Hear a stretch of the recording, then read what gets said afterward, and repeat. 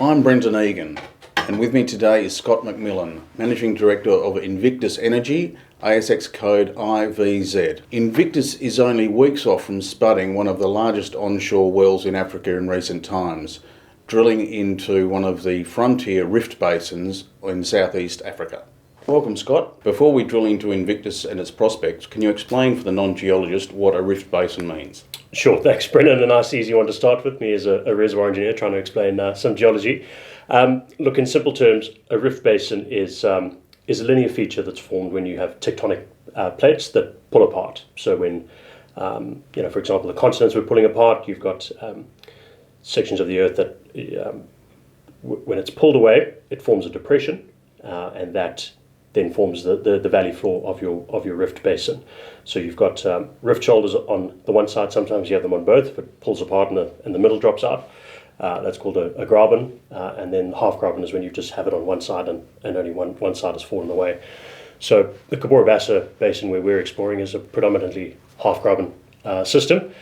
But stepping back a little bit, rift basins are great places to explore for oil and gas.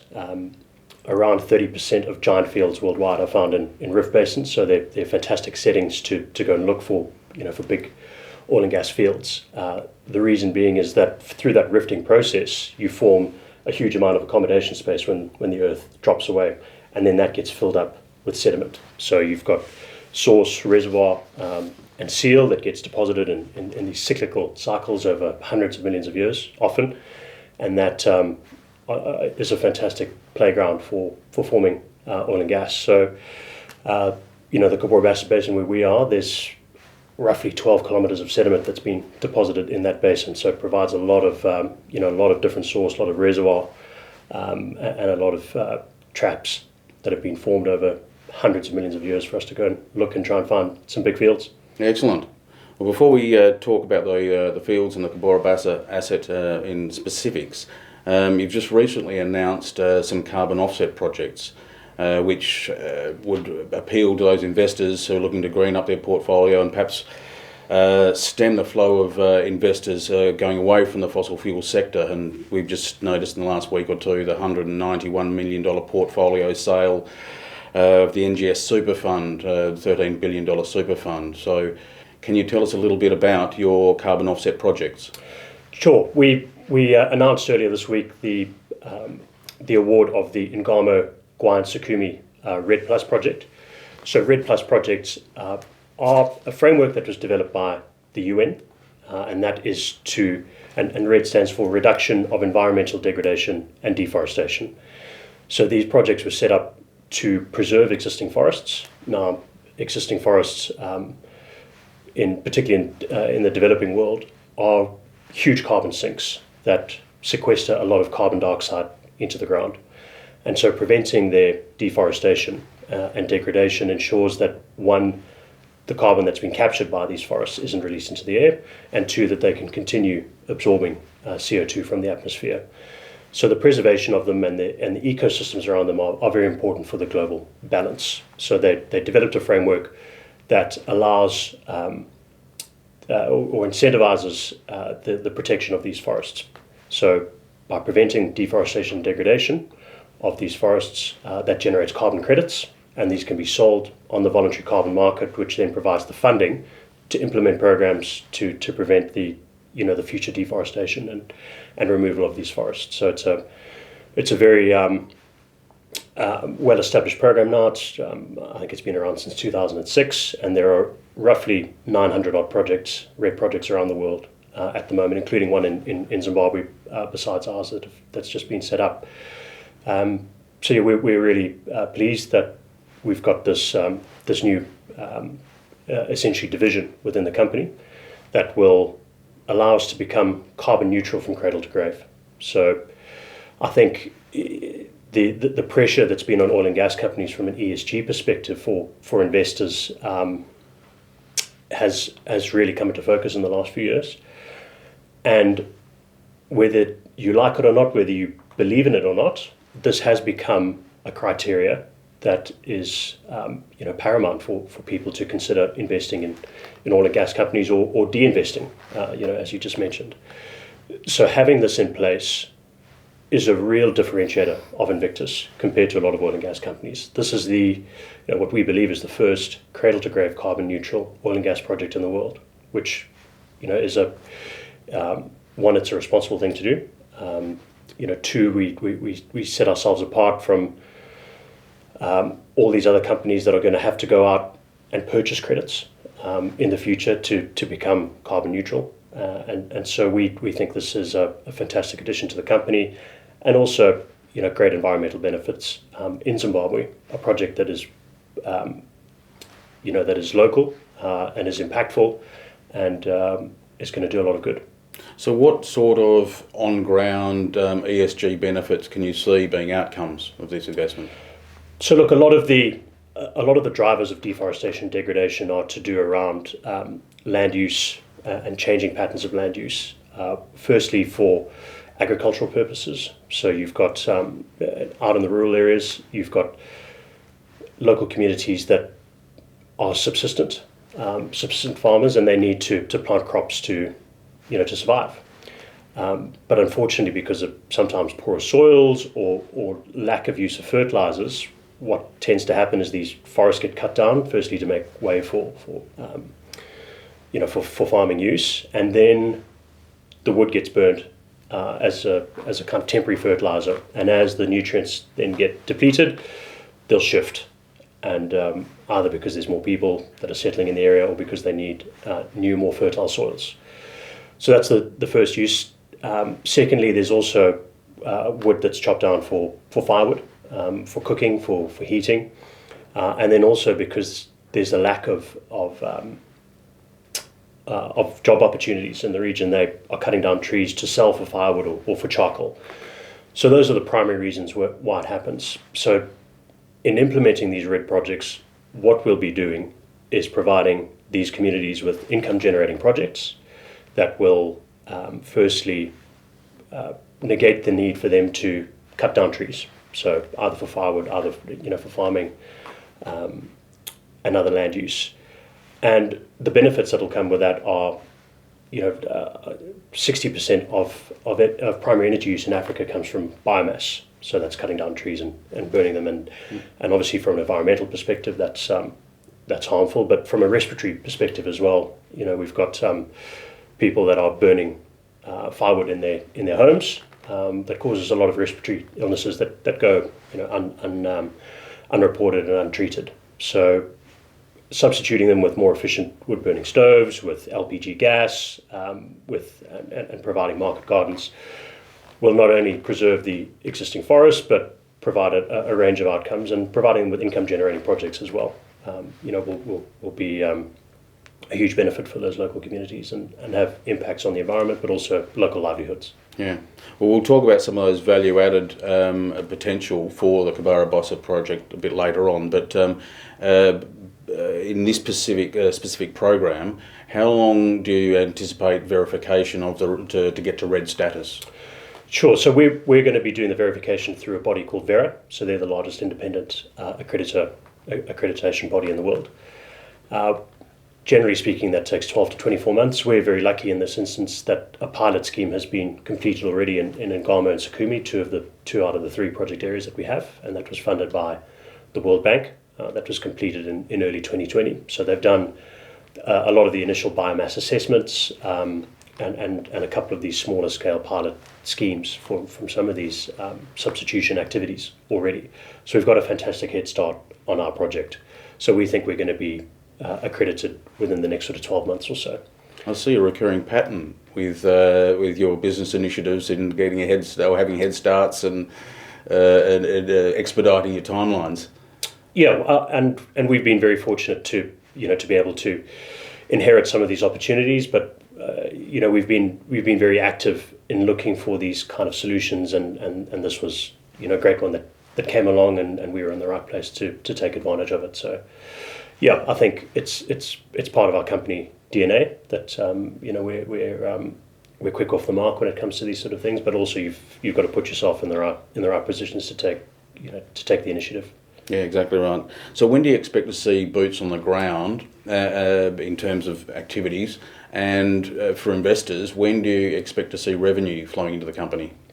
So that from a boots on the ground side of things, we're working really closely with the Forestry Commission already. So they're established in those areas, and they've got some fantastic resources and people in Forestry Commission who've already done these biomass assessments, and they're very experienced. Forestry's been a part of industry in Zimbabwe for nearly 100 years now, so it's very well established. So we're working with them now to take the initial steps to set up the program, get it accredited, and once the project's accredited and the credits are registered, then you can start putting them on the voluntary market already. So that we're looking at probably towards the back end of 2023 that those first carbon credits will be available for the market.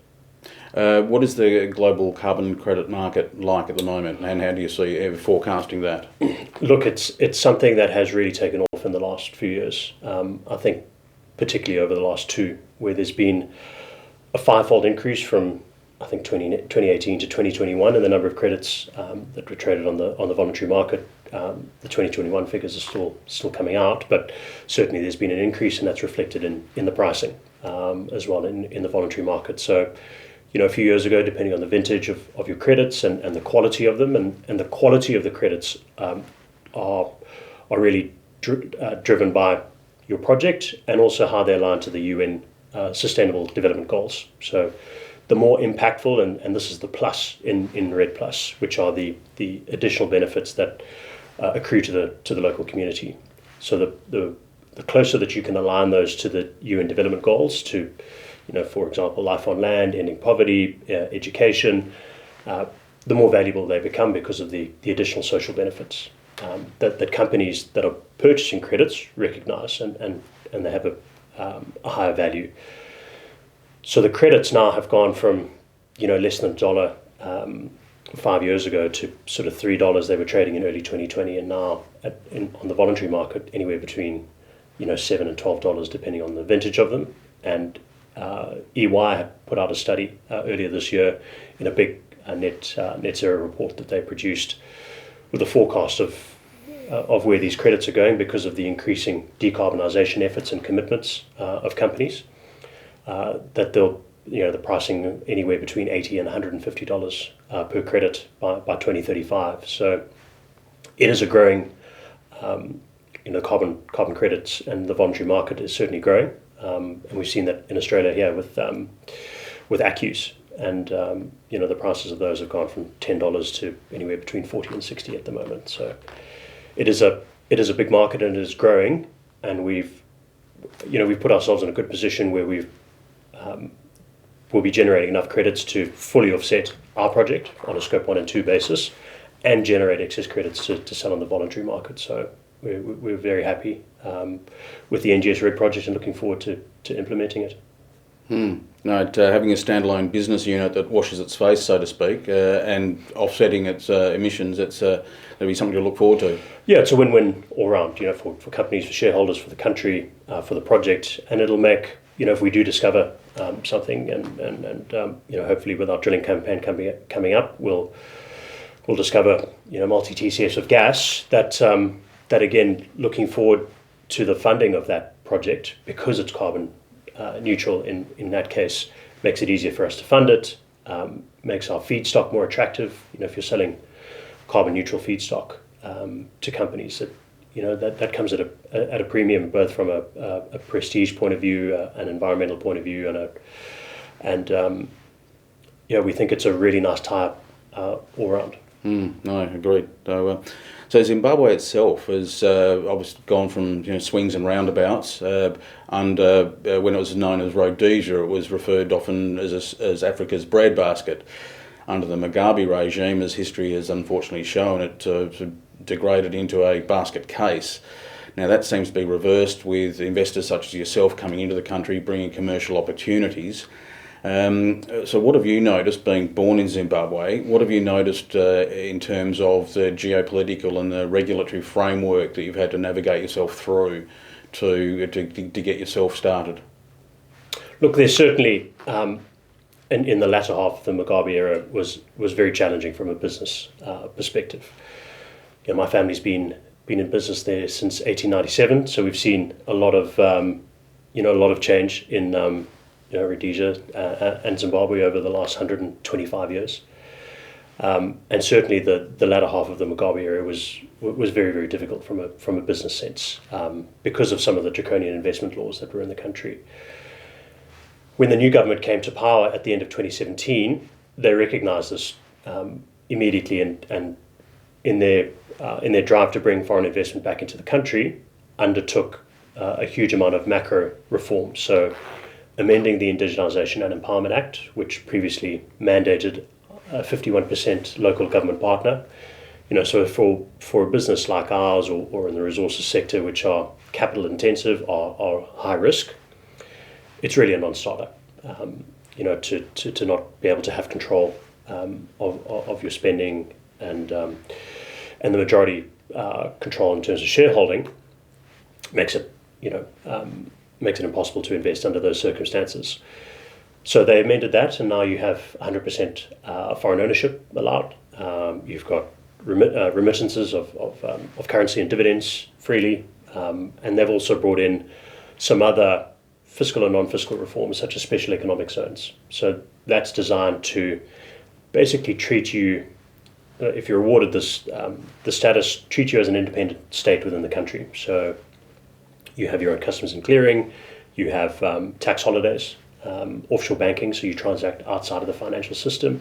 So these are all designed to bring in serious foreign investment and promote these fiscal and non-fiscal benefits to make it more attractive to come back into Zimbabwe. And that's begun to pay dividends now with, besides Invictus, we've had Prospect Resources, a big lithium company, who, showed that, and they've successfully transacted. They came in, they made a very large discovery and did a pilot development for their lithium project, and that's been bought after 7 bids were lobbed in for that project, and they've successfully exited now. But again, I think what shows the positive investment environment of Prospect have chosen to stay and reinvest and find some new projects there. So not just take off and with the cash that they've made out of Arcadia, but now are reinvesting some of that back into Zimbabwe. So I think that's also a very good indicator. Some of the platinum miners as well. We've got Anglo American, we've got Zimplats, who are listed here on the ASX,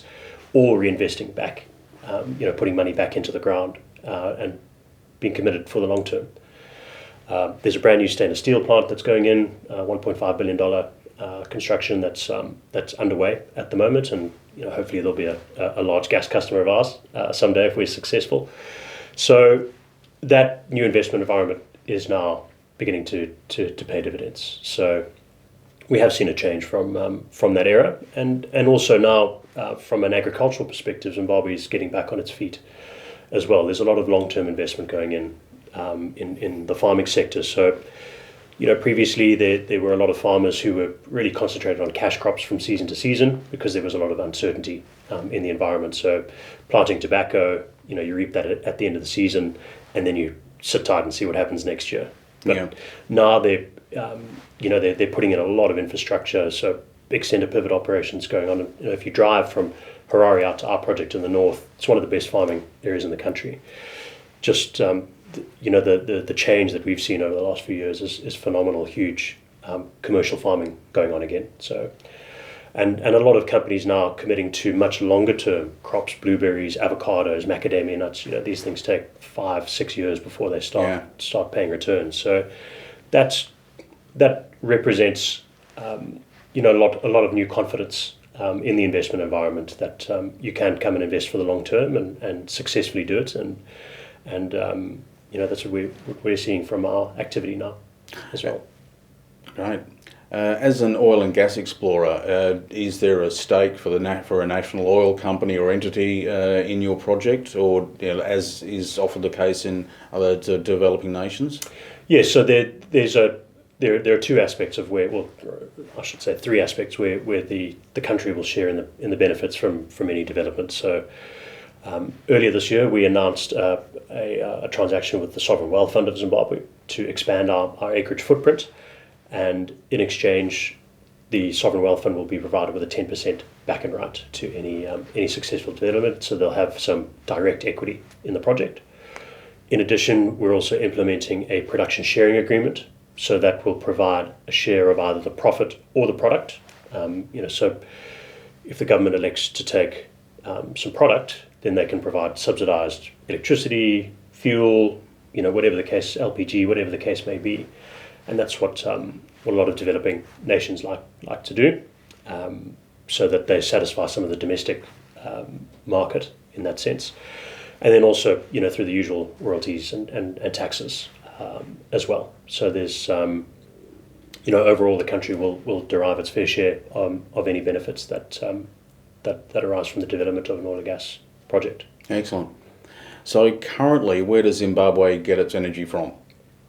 So Zimbabwe's energy mix is predominantly coal and hydro, so hydroelectric power. So you've got Wangi, which is a big coal-fired power operation, and that produces roughly half of the country's electricity, and then the other half is produced from Kariba hydroelectric power. So that's a big hydroelectric project that's shared with Zambia on Lake Kariba, part of the Zambezi River. And Kariba, though a little bit erratic because it's hydroelectric, so affected by rainfall and drought. Yeah. So quite often Zimbabwe's got to supplement its electricity by importing it from surrounding countries, so from Mozambique, from South Africa predominantly, but they also export to Namibia at the moment as well. So you've got a big interconnected power grid in Southern Africa called the Southern Africa Power Pool, which connects Cape Town in the south, right at the south of the continent, in South Africa, all the way through to southern DRC. And that allows the cross-border electricity trading between all of those countries, and that is all, the spine of that grid actually runs through Zimbabwe. So Zimbabwe's got the greatest access to all of those member states, and all of that electricity trading happens that's run out of Harare.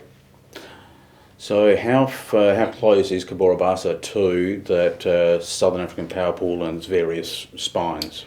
Yeah, so we're about 100 kilometres from three major interconnectors into the Southern Africa power pool. So we're really well positioned from that respect, and so looking forward in a success case, gas to power is really one of the key markets and monetization routes for us to explore relatively rapidly, because there is a huge power deficit, not only in Zimbabwe but in the region. And at the moment in Zimbabwe, the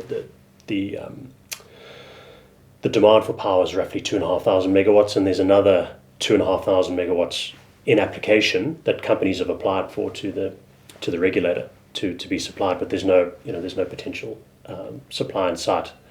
At the moment in South Africa, you've got a similar situation where their energy mix is probably more in jeopardy than anything else. 90% of it's coal-fired powered, and you've got a lot of those aging fleets in South Africa that are nearing their retirement age. Yeah. So they're 50 or 60 years old, a lot of these coal-fired power generators, and will be taken off stream in the next 5 to 10 years, around 10,000 megawatts, or 20% of South Africa's generation capacity. So they're really in dire straits at the moment from a generation point of view, and that's really feeding into instability in the grid all over Southern Africa. So, and hampering economic growth as well. And it's one of the that at the moment it's knocking a couple of points off of South Africa's GDP, which for a developing country is catastrophic, and preventing the expansion of industry, of the resources sector. So what's going on now is you're getting this decoupling away from the state-owned power generators, which have been predominant, and into independent power producers, because the governments have realised that they can't control or can't keep up with the demand of electricity and power demands, and they need to let the private sector to come in and fill that gap and do it very quickly. A lot of the state-owned entities are financially insolvent, and so they can't actually bring on any new generation capacity. So in addition to allowing IPPs in, the other aspect of it is the decoupling of the generation and distribution arms of these businesses. So that will allow independent power producers to sell directly to consumers. So big mining houses, big industrial customers, rather than selling it to the state-owned power generators, who then on-sell it to those customers. So taking the middleman out, as the state-owned electricity entities will make the distribution and power market much more efficient in Southern Africa. So that's something that is in progress at the moment, and will greatly assist. But we've still got to find the generators to come in, and that's that's where if we're successful with our exploration program, with 1 TCF of gas can provide 500 megawatts for 20 to 25 years. So even if we find multiple TCFs of gas, there's still not going to be enough power being generated to satisfy all that demand. So it's a very rich market, power, and premium priced at the moment as well. So we see an abundance of opportunities, and very, very easy to implement very quickly because of our proximity to the Southern Africa power pool, and the off-the-shelf solutions now for for gas to power generation as well. So that's just one of the aspects that we're looking at from a monetization and a power gen perspective. Yeah, enviable position to be in, that's for sure. So if Cabora Bassa achieves its aims and gives a long-term sustainable indigenous source of gas at scale, there's obviously a raft of downstream opportunities that opens up. So what sort of value-added activities and enterprises can you see coming out of this?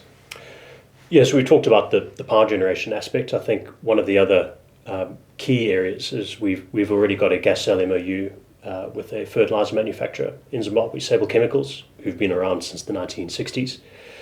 They are currently importing ammonia gas by rail from South Africa. They had to shut down their electrolysis facility producing green hydrogen from excess hydroelectric power from Kariba. There's no excess power anymore, unfortunately, so they've had to stop that. But they're the sole ammonium nitrate fertilizer manufacturer in the country, and they can't supply the market fully. I think it's only 5 or 10% of the market that they're satisfying at the moment, and so they've got ambitions and desires to expand, and the country wants cheaper fertilizer as well. So they came to us and said, we understand that it's exploration, but if you make a discovery, we want to be at the front of the queue to secure a gas supply.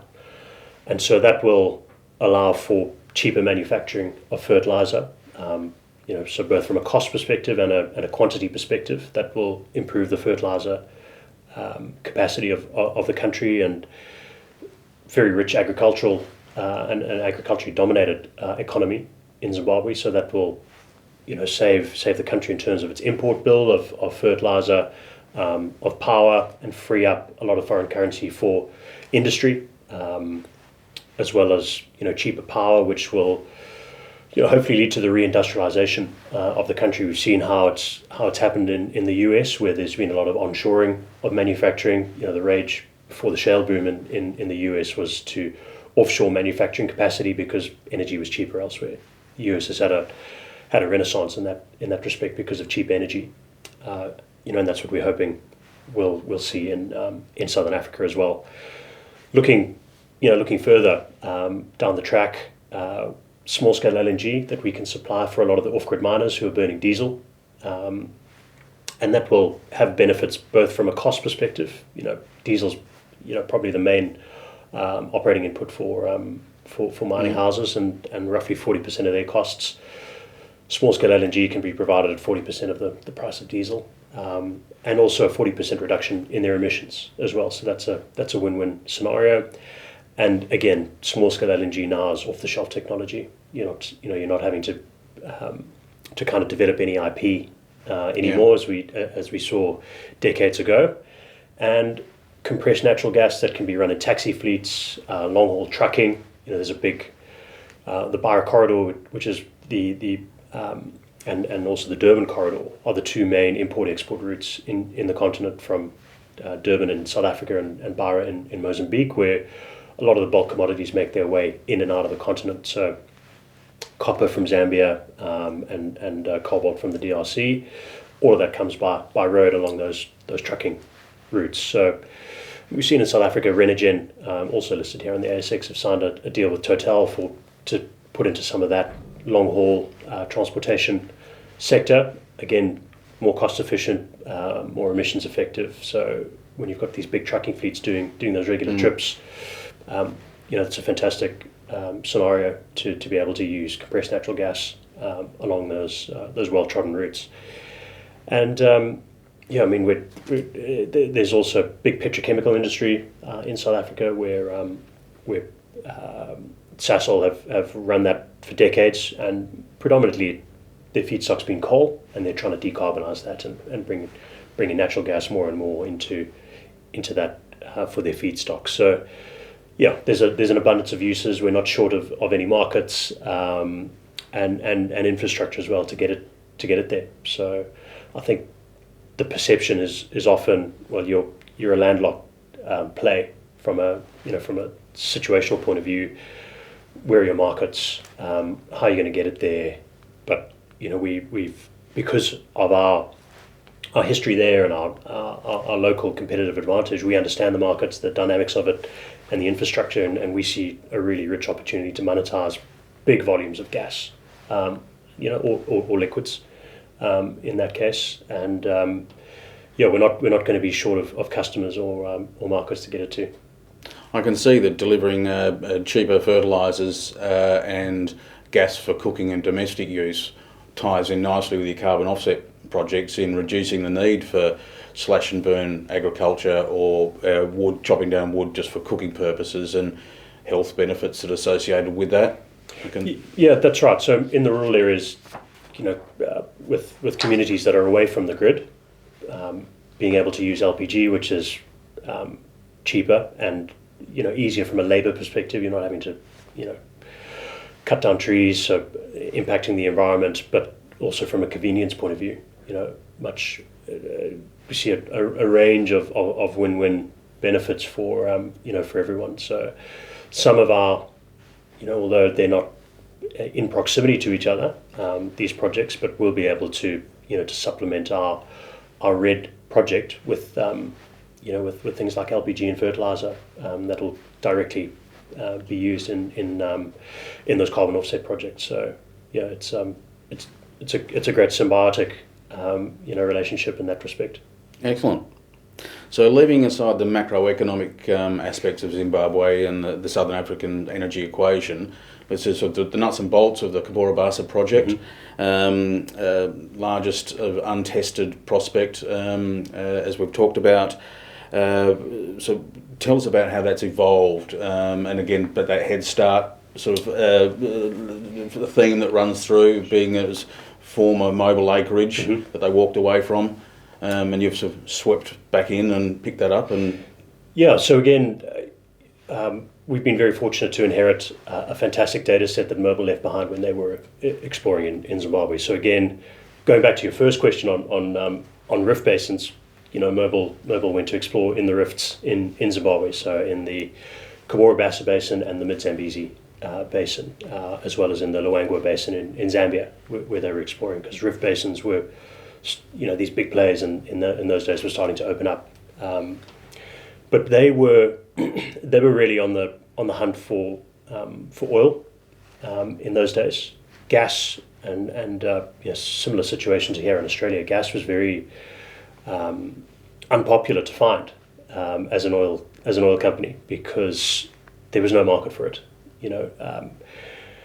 Economies were run on coal-fired power in the late 80s, early 90s, and there wasn't this concern over carbon footprints and where energy came from, and there was this perceived peak oil as well around the corner. So people were really focused on trying to find big oil targets, and they had been focused for Mobil in our neck of the woods, but also for Shell and BP further north, who were in Kenya and Uganda, and some of their predecessors like Amoco, and those companies were exploring in other parts of the interior. And so these rift basin settings are obviously the first port of call.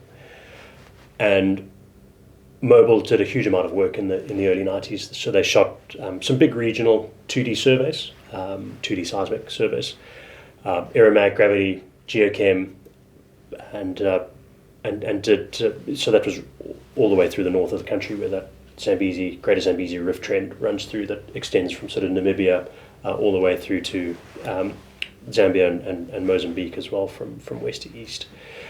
That at the end of their program, though, they were their conclusion was that the petroleum system was more likely to be gas prone as opposed to oil prone, and so in those days there was no market for gas, particularly in southern Africa, which was energy rich. You hadn't had the energy demand take off as much as it has, and you had ample generation capacity at that point. So, and things like gas to power, weren't really around in the early 90s, particularly on the continent. So, Mobil saw very little point in trying to discover more gas. So there were already gas discoveries in onshore Mozambique that had been found, Pandentamane, which are about 4 trillion cubic feet, that were discovered in the late 50s, early 60s, that were sitting idle and had never been developed.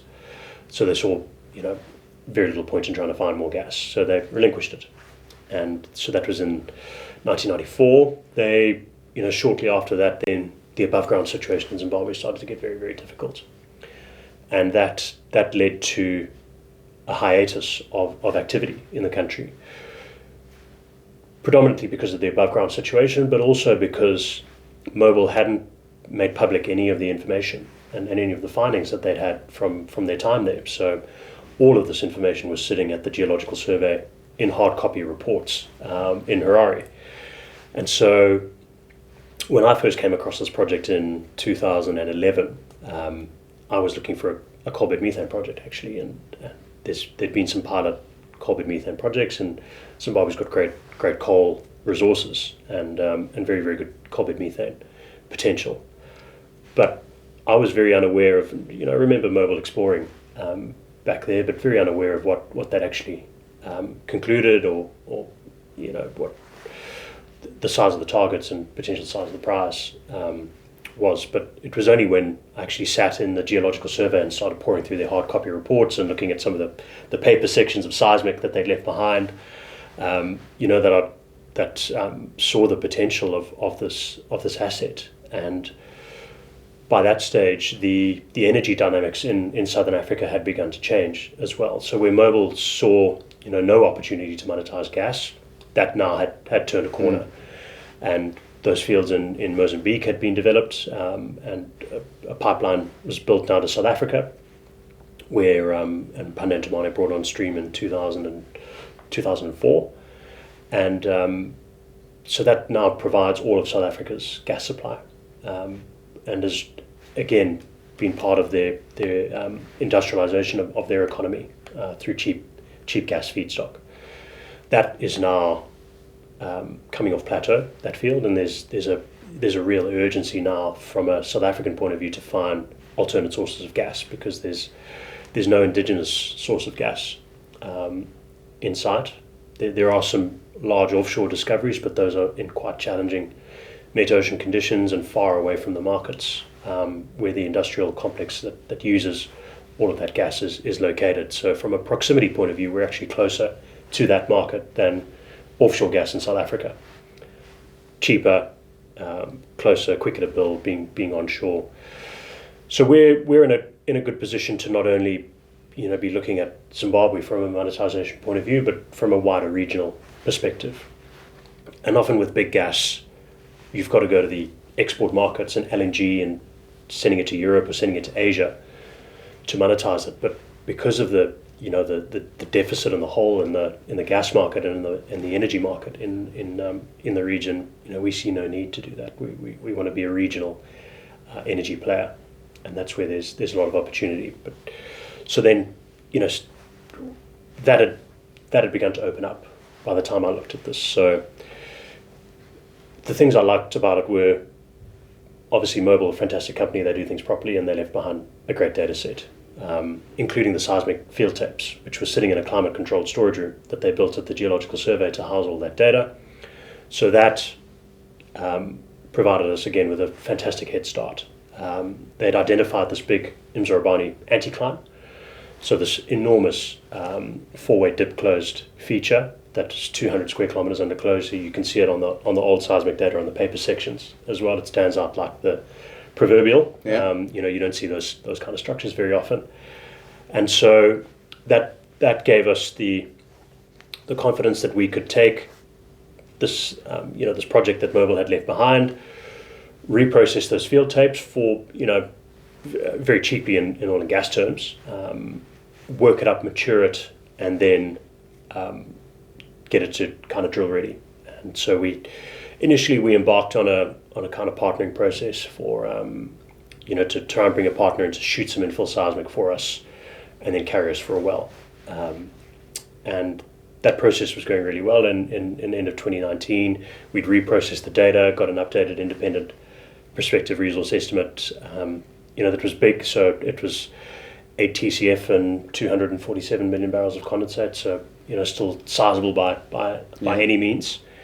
And the next step was to go and shoot some infill seismic, because Mobil's grid was 15 to 20 kilometers apart, the spacing. So even though we could identify this big structure and we had it mapped over multiple lines, we still needed to go infill to really refine the targets for the drilling campaign, and also looking at typical trap densities. So traps are the closures that host oil and gas and prevent them from migrating to surface. So once you generate oil and gas from the source rock, it then migrates upwards because of its lighter density compared to water in the aquifers that are underground. That'll make its way into some reservoir and into the pore systems, and then you need a trap for it to accumulate in where that reservoir is hosted, and then you need a seal above that to prevent it from migrating up to the surface. And so those are the ingredients that we look for. So the typical trap densities for these rift basin settings are anywhere between 5 square kilometers to sort of 50 square kilometer size traps, and with Mobil's grid being 15 to 20 kilometer spacing, that's sort of 200 square kilometer gaps in the data. So by infilling with more seismic data, we expected to identify some additional prospectivity, which we have. So those were the next steps for us. So we shot that infill seismic survey last year in 2021, and that was 840 kilometers of data that we gathered, very high density data. So our survey of 840 kilometers, Mobil survey was 610, and that data set was about 16 gigabytes worth of data. So if you imagine in the 1990s, that was a lot of data back then. And you could do very limited amounts in terms of processing that data to try and draw everything you could out of that raw data. So even then, the processing was quite rudimentary. So when we picked it up in 2018 and reprocessed that data, we got a lot more out of it than Mobil saw back then. But now, with the new data that we shot last year, that was done with the latest generation technology from a receiver point of view, these wireless nodes now called done by Stride. So previously you had kilometers of cable running back to your recording vehicle that was out in the field. Now with these wireless nodes, it's just made things so much easier, quicker, cheaper, smaller environmental footprint. So it's really changed onshore acquisition in particular.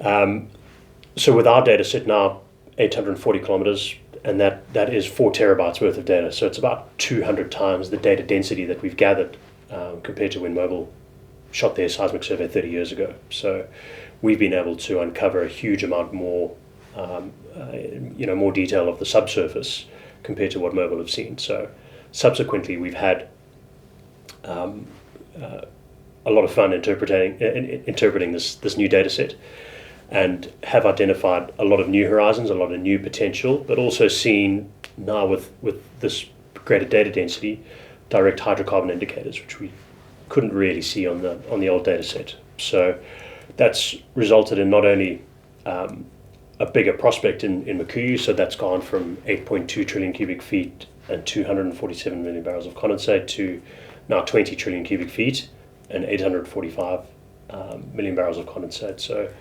4.3 billion barrels on an oil equivalent basis. So that is a monstrous target by any standards, and will be one of the largest targets drilled globally in 2022. So, we've had a great head start from Mobil, but we really have picked it up and done it justice in our program, and we spend a lot of time and effort and thought into how we approach our seismic program, and that's really paid dividends for us. So that's just Mukuyu.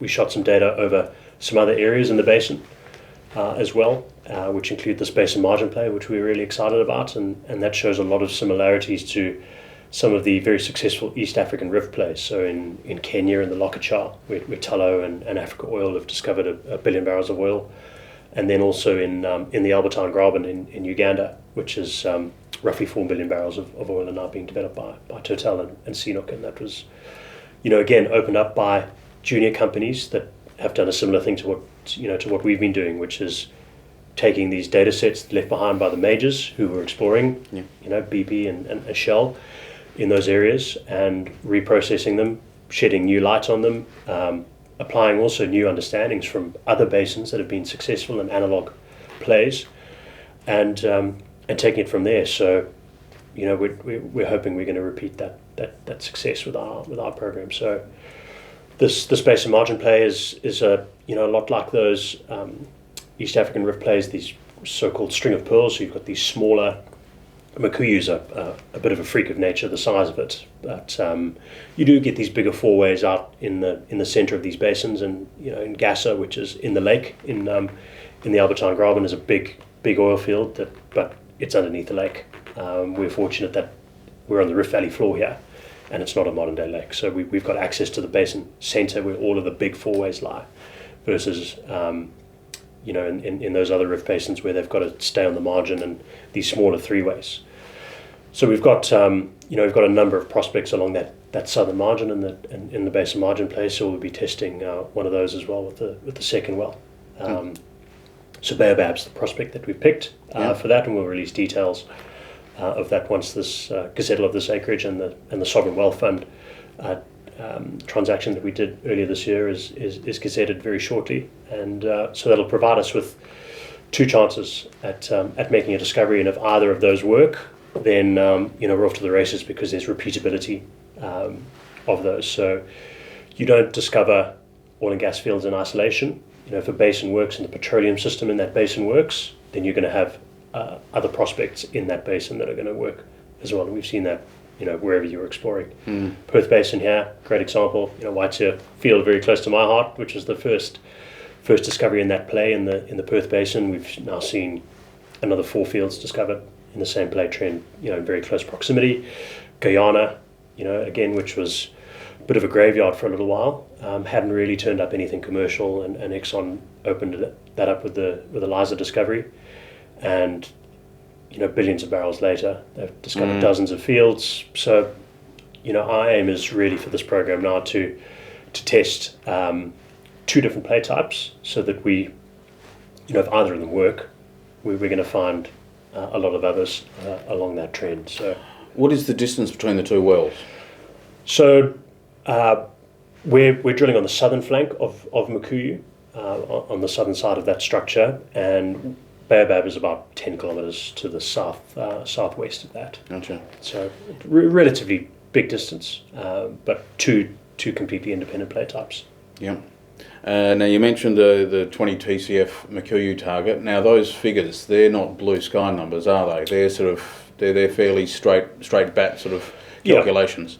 Yeah. And I'm a reservoir engineer, and so reserves and resources and production forecasts are my bread and butter. And you can always do these things internally, and you do, because you've got to prepare all the work. But I think as a junior company, putting out your own internal numbers, there are a lot of levers that you can use to make them look very attractive. But having independent numbers, I think, is crucial, because that provides you with that certification that this has been independently done. There's no bias here. We're not not pumping up the numbers unnecessarily and misleading people. So, right from the start, when we've had our first estimate done, all of them will be done independently. We've never released any of our own internal numbers because whilst they are good and most of them agree, sometimes they're a little bit lower. The independent numbers are a little bit lower than our internal numbers, but I think it gives people the confidence that this work has been independently done. There's no bias, and we can stand behind it. It's a geological audit function, isn't it? Yeah, exactly. Yeah, that's a good way to put it. By comparison, in terms of scale, the Northwest Shelf was kicked off back in the sort of 70s on booked reserves of 4 TCF. You're looking at 20 TCF in Makuyu. Now, again, back to your reservoir engineering background, the difference, and for the investors, the difference between a reserve, booked reserves, and a resource, which you're talking resource. Yep. So explain how the difference between those. Sure. So prospective resources are pre-drill estimates. So there's still a discovery risk. There's no guarantee that you'll find that much or find anything. So you still have to prove it by drilling and recovering hydrocarbons to the surface to prove that they're there. So seismic data gives us a lot of information. It's not foolproof, but we use it to estimate the size of the targets that we're drilling. And at this stage we're using it in an undrilled basin, really, we're using it as a ranking tool to rank the best prospects out of what we've identified and pick those for drilling. So that's a pre-drill estimate. And we've got low, mid, high, and a mean case in ours because we've got stacked prospectivity. The mean allows us to add those together. So once you drill it and you confirm that hydrocarbons are present, then that matures from the prospective category to the contingent resources category. So that means that it is proven, it is recoverable, but it sits in the contingent category because it's either hasn't got a development plan, it's too small, or it doesn't have customers and offtake yet, and it hasn't been sanctioned for development. So you're going through that phase where you found something, but you need to do some additional work to get it to the commercial, to a commercially viable stage, and that's either through markets or technology. So that's needed. So typically, then you'll go through an appraisal process to gather more information of the field. Particularly something this size, you're going to need a few more wells to delineate the true extent of the field, because we're looking at something that's 200 square kilometres in terms of its aerial extent. So we'll have to drill a few more appraisal wells then, and that you'll still have some sitting in the prospective category that's unproven, whether it's in a separate fault block or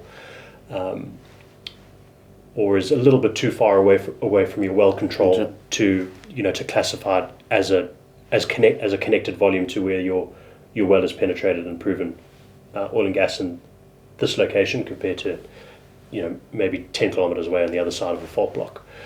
So that then goes through that maturity funnel of moving from prospective to contingent. And then when you have got a development plan associated with a particular volume of gas that provides you with a production profile and a market and customers, whether that's off long-term contracts or whether it's a spot market in terms of oil, then that allows you, and it's bankable and feasible to develop. So there's that commerciality test that is applied then to the reserves category.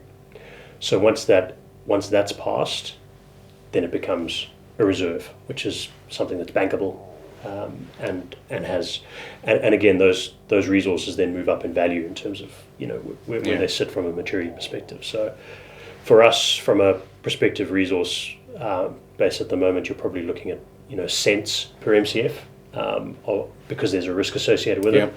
As it goes to contingent, you're probably looking at tens of cents up towards 10, 20, something like that. And then once it gets to the reserves category, obviously it depends on the price that you're fetching for your gas. It's going to get into the high tens or dollars per MCF kind of valuation from that perspective. So that's a interesting sort of value adding curve there. Yeah. So we've talked about numbers, the size of the prize, as you mentioned. Some other numbers. How deep is the well? You've got multiple targets, as I understand. How long is it going to take, the drilling program for this initial well? So the Makuyu 1 well will be drilled to roughly 3,500 meters beneath the surface. That's our minimum case. We'll try and keep going because we've got deeper horizons that we haven't really banked on reaching. Because we're drilling a slightly deviated well. Just from our conservative estimates, we're going to run out of torque and drag from a rig capability point of view. So drilling vertically is much easier. There's a little bit more friction as you get deviated to turn the bit, but also to run casing and everything and push it down the hole when you're trying to get deeper. So that will pass through 7 targets.